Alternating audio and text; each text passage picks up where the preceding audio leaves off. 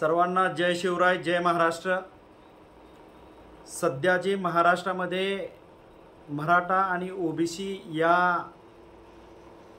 आरक्षणाच्या माध्यमातून किंवा हक्क अधिकाराच्या लढाईच्या माध्यमातून जे विशेषतः मराठवाड्यामध्ये जे वातावरण चालू आहे त्याचीच पुनरावृत्ती येणाऱ्या काळात पुढच्या 10 दिवसामध्ये महाराष्ट्रामध्ये होऊ शकते। मला सर्वसामान्य सर्व जातीतील आणि महाराष्ट्रातील तरुणांना आवाहन करायचं आहे की आपण कुठल्याही गोष्टीला भावनिक किंवा कुठल्याही भूलथापांना बळी न पडू नये आणि कायदा सुव्यवस्था कुणीही हातात घेऊ नये। माझी बांधवांना कळकळीची विनंती आहे, तुमच्यावर केस झाल्यावर तुम्हाला तुमच्या आई वडिलांशिवाय कोणीही सोडवायला येणार नाही। त्यांना एसटीला सुद्धा पैसे कोण देत नाहीत। हे सगळे जवळनं अनुभव आम्ही अनुभवलेले आहेत।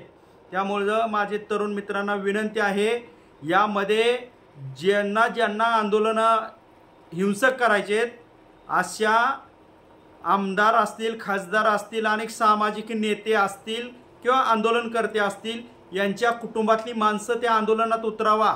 आमदार खासदारांची जे हिंसक बोलतायत, ज्या अशा गोष्टी भडकाऊ करतायत, त्यांची मुलं त्या आंदोलनामध्ये उतरू द्या आणि मग तुम्ही त्या आंदोलनामध्ये सहभागी व्हा।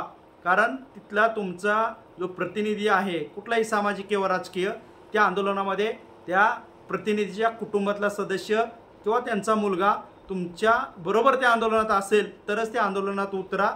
कुणाच्या सांगण्यावरून कुठलीही गोष्ट करू नका। वेळ आल्यावर तुम्हाला कोणीही वाचवायला येणार नाही। आपण लोकशाहीमध्ये आणि या संविधानाच्या देशामध्ये जगतो।